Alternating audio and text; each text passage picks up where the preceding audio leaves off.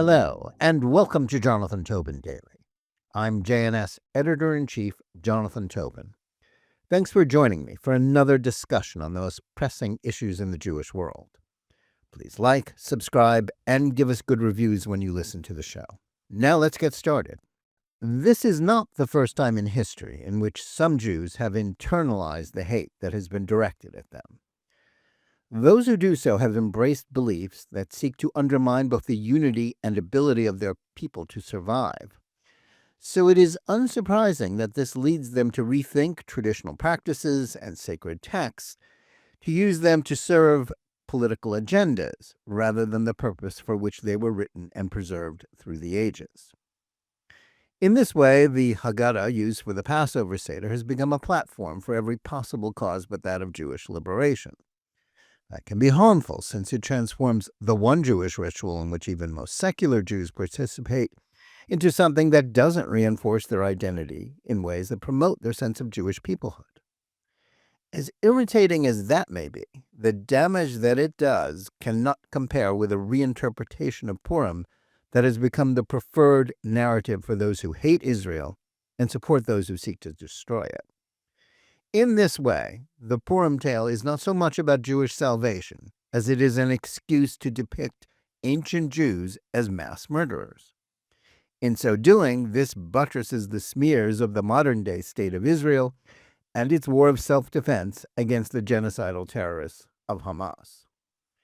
That's the spin we're getting from people like anti-Zionist writer Peter Beinart, who wrote this week in The Guardian to argue that Purim provides the proper context for the debate about the war Israel is waging on Hamas, after terrorists infiltrated the southern border and attacked Jewish communities on October 7, 2023.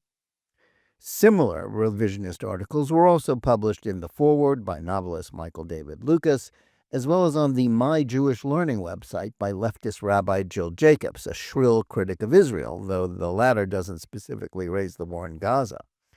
A not dissimilar piece, albeit without a byline, can also be found on the website of the University of Southern California's Shoah Foundation, founded by filmmaker Steven Spielberg, which is best known for its video library of testimonies from survivors and witnesses of the Holocaust. Purim is celebrated each year on the 14th day of the Hebrew month of Adar, which begins this year on the evening of March 13th and lasts through sundown the next day right into Shabbat. It commemorates the foiling of an attempt at the genocide of the Jewish people in the Persian Empire 2,500 years ago, and is celebrated with the reading of the biblical book of Esther, in which the story is related. On Purim, costumes are worn to remember how the Jewish queen Esther concealed her identity before revealing herself to the Persian king in order to save her people.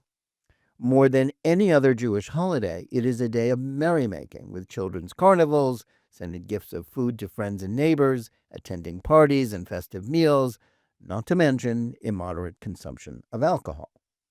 But Purim revisionists aren't so much interested in the plot of the evil Haman to slaughter the Jews and their deliverance due to the courage of Esther and the cunning of her cousin Mordecai.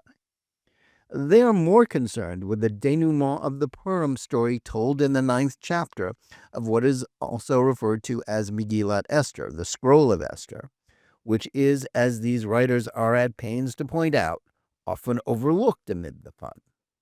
In it, the Jews are faced with the fact that even after Haman's execution on the orders of King Ahasuerus, his orders enabling the mass murder of Jews throughout the Persian Empire cannot be revoked. That means that the Jews can't simply sit back and be saved by the king or anyone else. They must instead arm and defend themselves against those eager to carry out Haman's evil command. As the book puts it, quote, "On the very day on which the enemies of the Jews had expected to get them in their power, the opposite happened, and the Jews got their enemies in their power," unquote. Since they were a people who had been conquered in their own land, which led to their dispersion, the Jews were expected to be easy prey for slaughter. Instead, quote, "the Jews mustered in their cities to attack those who sought their hurt, and no one could withstand them, for the fear of them had fallen upon all of the peoples," unquote. The actions of the Jews seem like a pretty straightforward case of self-defense in which would-be murderers got their comeuppance. But Beinart and the other revisionists hone in on the statistics provided by the biblical account, in which we are told that 75,000 of those who opposed the Jews died. After 2.5 millennia, treating the book's account of these battles as historically accurate is a rather dubious assumption. As with a lot of numbers in the Bible, that 75,000 figure is more than likely an exaggeration that was accepted by tradition to make the magnitude of the Jews' victory clear. It may be no more accurate than the numbers of casualties in the fighting in the Gaza Strip supplied to a credulous international press by Hamas. Whatever the details of what actually happened, the idea that the Jews had turned the table on those who sought their death and killed a lot of them is horrifying to modern-day leftists. They are guilty not only of judging the events of the distant past by contemporary standards, but of branding the actions of Jews in Persia as war crimes. They also think that the Purim story provides a pattern and rationale for their equally misguided accusations aimed at Israelis today. This group is right in one sense. In much the same way as the Jews of ancient Persia, Israelis have answered Hamas's attempt at Jewish genocide with a counterattack aimed at eradicating the terrorists. The Palestinian invasion of southern Israel on October 7th was a trailer for what they wished to do to the rest of Israel. Thanks to the courage of those who fought back, they failed in that attempt, even though 1,200 men, women, and children were murdered and 250 were kidnapped and dragged back into captivity in Gaza. Beinart was once a self-styled liberal Zionist. After discovering that most Israelis weren't interested in his ignorant and suicidal advice to empower their enemies via land for peace deals, he turned on them and now opposes the very idea of Jewish sovereignty. That is something that is, given the culture of the modern Middle East dominated by Islam, an invitation to another Holocaust. He routinely slanders Israel in mainstream outlets like The Atlantic and The New York Times. His latest effort is a solipsistic attack on the Jewish state called Being Jewish After the Destruction of Gaza, A Reckoning, which expounds on his theories about the virtues of Jewish powerlessness and the need for Jews to atone for the sin of surviving yet another attempt at their annihilation. In his Guardian piece, which is adapted from his book, Beinart not only regurgitates 75 years of propaganda produced by the Jewish state's enemies, but argues that the real story of October 7th isn't the Palestinian orgy of mass murder, rape, torture, kidnapping, and wanton destruction. Instead, it's the Israeli counterattack in which, thanks to Hamas's deliberate tactics of endangering their own people and hiding behind them, many civilians have been killed in the subsequent fighting. So he and other anti-Zionists seize on the conclusion of the Purim tale to demonstrate that not only was the Jewish answer to attempted genocide disproportionate, but to use it as a historical precedent, if not justification, for Jews to commit evil acts. So too for Lucas, who speaks of Purim and Gaza as examples of the Jewish capacity for evil. Both Lucas and Jacobs are also at pains to highlight the teachings from Parshat Zachor, the Torah portion, which by tradition is read on the Sabbath before Purim, in which the Jewish people are enjoined to, quote, remember what Amalek did to you on your journey after you left Egypt, unquote. Amalek was the nation that, unprovoked, harassed the Jews during their wanderings after the Exodus from Egypt, attacking the weak and the stragglers. The book of Deuteronomy goes on to declare, quote, you shall blot out the name of Amalek from under heaven. Do not forget, unquote. It is true that Jews, like other human beings, are capable of doing wrong, even evil things. The Purim revisionists never failed to mention the crime of Dr. Baruch Goldstein, a Jew who on Purim in 1994 murdered 29 Arabs in prayer in cold blood at the tomb of the patriarchs in Hebron. A tiny minority of Jews try to rationalize or even justify Goldstein's heinous act because of Palestinian Arab terrorism against Jews. The overwhelming majority of Jews and Israelis, however, reject such arguments. More to the point, Goldstein's rampage is in no way comparable to the efforts of the Israel Defense Forces to defeat Hamas in Gaza. That is a campaign of urban warfare against the terrorist organized military formations, during which the IDF has done its utmost to avoid civilian casualties, as experts on the rules of war have attested. Those Jews who have fetishized the powerlessness that led to 2,000 years of Jewish suffering and persecution don't merely smear Israel. They reject the whole concept of Jews choosing not to be victims and instead take control of their destiny.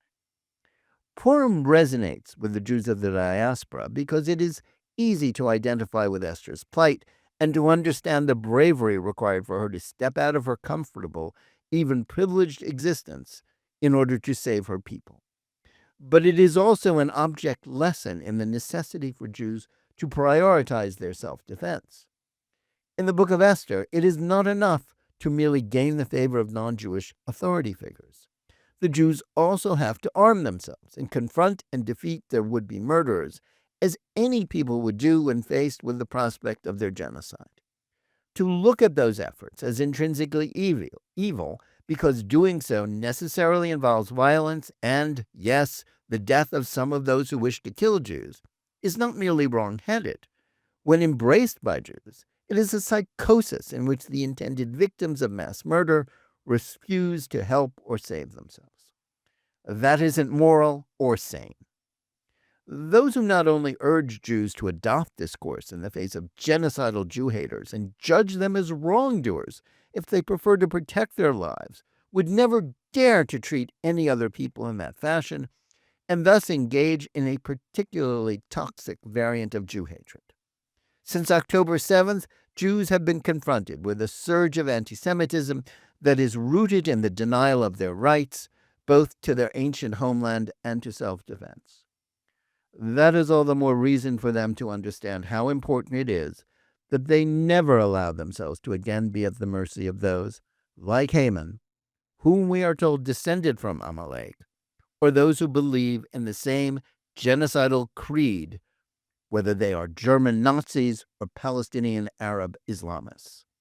Anyone who confuses such evildoers with the defenders of the Jews have lost their way.